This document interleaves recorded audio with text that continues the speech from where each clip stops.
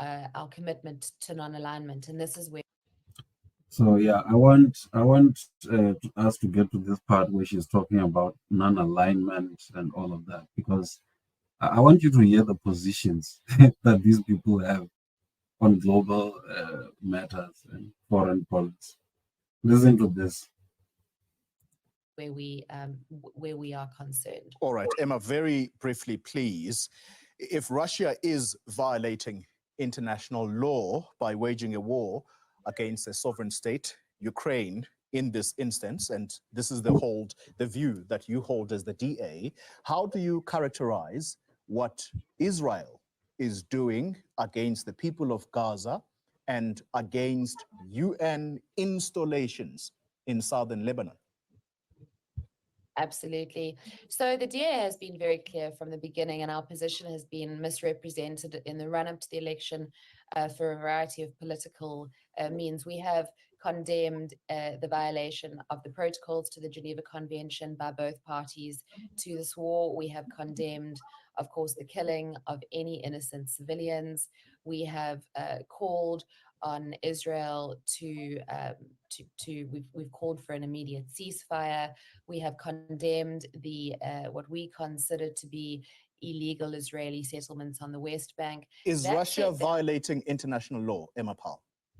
Well, according to proclamations from the United Nations Security Council, they are absolutely acting in violation of the United Nations Charter. And given the indictments at the ICC, again, a violation of international law. Ukraine is a sovereign state and with Israel? a democratic government. Well, the situation in Israel is slightly more complex in the sense that Hamas is not the democratically elected government. So right there, oh no, Russia is committing, they are breaking international law. Yeah, and then in Israel, no, you see, it's a bit slightly more complicated. I mean, and you know, because when I look at the Palestinians and I think about us with apartheid, now imagine, right? If we were going through what we were going through under apartheid, and then someone says, yeah, you see, the problem with the situation in South Africa, and we do condemn apartheid. It's just the problem is just that the ANC is not a recognized state. Oh, look, I reflect on the Palestinian situation not because I'm like, you know, all of us we must be pro-Palestine. I think, you know, I always put Africa first, but in the global context, you have to understand certain things. Certain things can create precedents for certain things to be normalized. And when I see a colonial power absolutely brutalizing, you know, brown people in their own land, I can't help but think about our situation that, hey, we were once here. We were once here, and one of the things that helped us was that the international community stood up. The principle is this one, is that we should align with the brown people whose land is, you know, who are being terrorized and brutalized in their own land, because we were once here, and in many ways we remain here in terms of exploitation and extraction. I don't know what she's talking about. The relationship is extractive, and she knows it.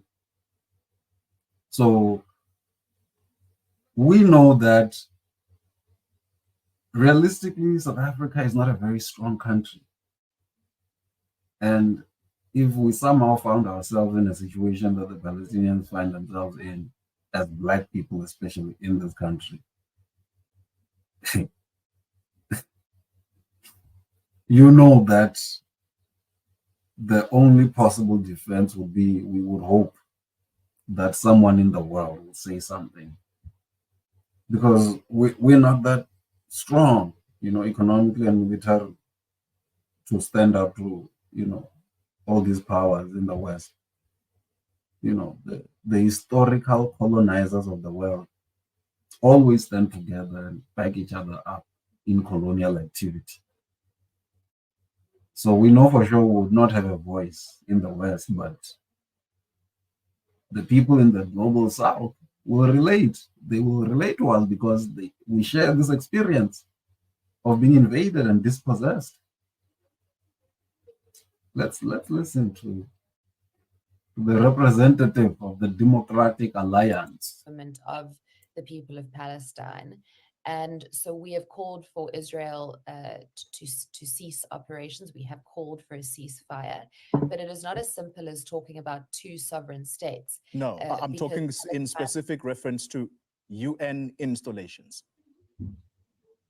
Well, the United Nations has made a number of resolutions or adopted a number of resolutions in regards to calling for a ceasefire, a two-state solution, a mediated solution that involves the Arab world and calls that ensure that there is no further escalation in the region, which, of course, now we see with Hezbollah firing rockets into Israel and Israel's retaliation against Hezbollah. We now see missile attacks from Iran. I'm sorry, I have to interrupt you because of time constraints. I am really sorry for this, but the United Nations is an international body whose mission in parts of the world is to maintain peace, and its mission in southern Lebanon is being attacked and has been attacked on a couple of occasions by Israeli military.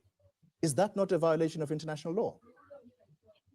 Well, if we were to look at, for example, the attack of Israeli territory by Hezbollah and Hamas operatives, I think that that's also a violation of international law. The question was simple. Is that a violation of international law? If she was asked, is what Russia doing, and I think she was asked, is what Russia doing a violation of international law? Yes, absolutely. There was no explanation, there was no rationalization. But here, their stance is clear. If it's a Western ally, it's a bit complicated. You know, we can't just say they're violating international law, even though they are, and it's being streamed online everywhere. It's not a secret. It's not, these are not the X-Files. It's not some mystery. It's streaming everywhere. You know, it's streaming everywhere. Countless NGOs in the world have declared that this is a crime against humanity taking place. They have declared, countless around the world. I think the ICC and ICJ have also declared. I mean, countless UN bodies have declared that, and even them, when they talk, they say this could be a crime against humanity. Can you imagine? Guys, you guys need to pay attention to the value assigned to you, and you better prepare yourself to be able to protect yourself as a people. You need to get this thing, because everyone else will look very indifferently to your suffering, always. Africans. Look what, I mean, these are Arabs. You know, like I said in my previous episode, these are Arabs. And they're not as low as you in terms of how white supremacy is conceptualized. But look what's being done to them with everyone watching. An African person must wake up and open their eyes. National law, which is why the DA has been consistent in our calls for all parties to this abhorrent war to abide by the protocols of the Geneva Convention. And furthermore, we have called for a ceasefire. So we're unable to pick winners and losers. This abominable situation in the Middle East started on the 7th of October last year when Hamas... Did this situation start on the 7th of October last year? A protracted conflict that started as soon as this state was established without the consent of the people who were found there at the time. I'm just saying, you know, it's like 70 years ago or something. And you see, this is how history is counted. And that's why you know, the DA and its constituencies in this country, they conceptualize history starting from 1994. That's history for them. And then in Israel, history for them starts last year. Guys, I know. I mean, you gotta see this. You gotta see this double standard, this consistent double standard, where the idea keeps being pushed that countries in the West or countries that are Western aligned are the example of morality. And therefore, even if they commit atrocities, even if they do the most horrendous things, we must understand it might just be an error of judgment in the moment. But I mean, they're not evil people, you know, because white supremacy has that framing of making Europeans very close to God and holy and pure and everything. That's removing their humanness. And therefore, the propaganda that gets created, you know, it creates this impression that they can do no wrong. They are not fallible like any other human being. They are perfect. And that's why a lot of our people genuinely believe the DA can save this country.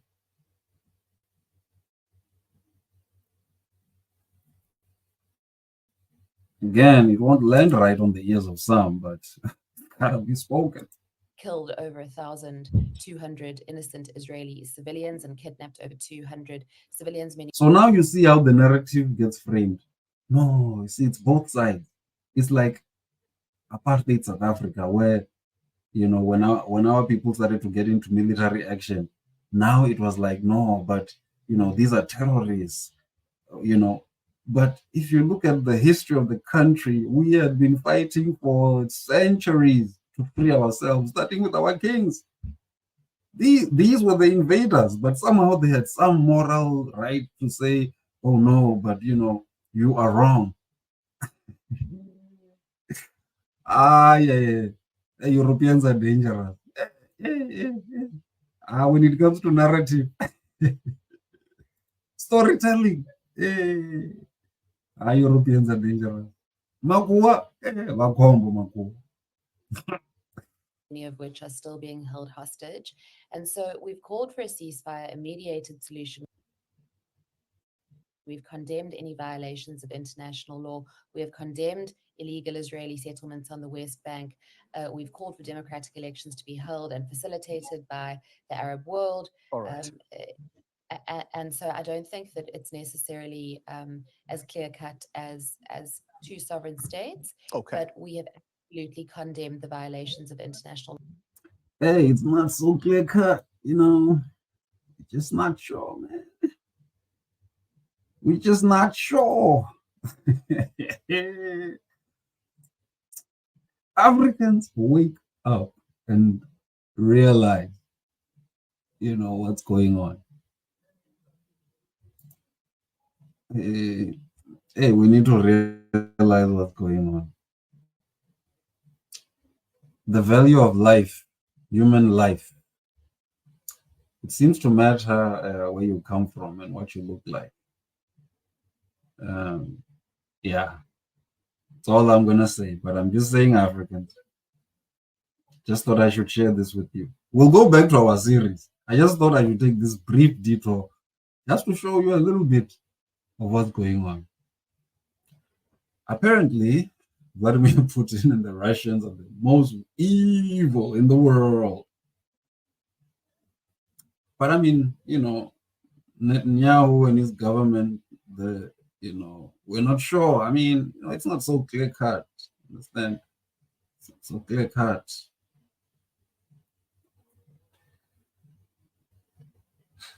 Anyway, African family, I just thought let me share with you. You know, let's have the conversation. Tell me what you think, guys, about the DA's position on this thing.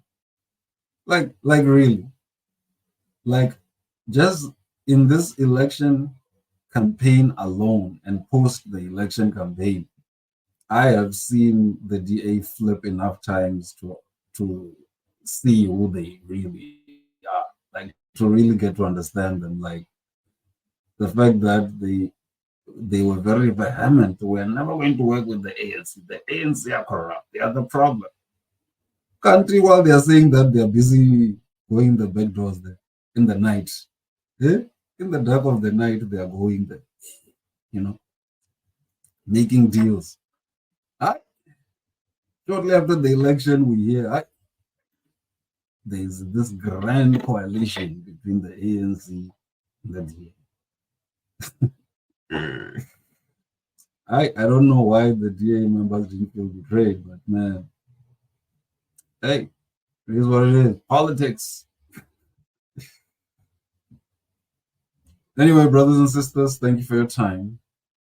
Please do continue to like and subscribe. My analytics still tell me about 80% of you are watching, but you're not subscribed. Come on, guys. Please, please subscribe. You know, and yeah, if you like the content, like the video. Please help me grow this channel. We are very close. I think we just need 2 or 3 subscribers to get to 300. Such a small channel. But yeah, it's about 200 that I need to get to 500. You know, let's push, guys. Let's push. If you think a lot more people should be engaged in this kind of discourse, hey, you know, subscribe so that we can grow the channel. But thanks for watching, and look forward to hearing your thoughts on this. Peace.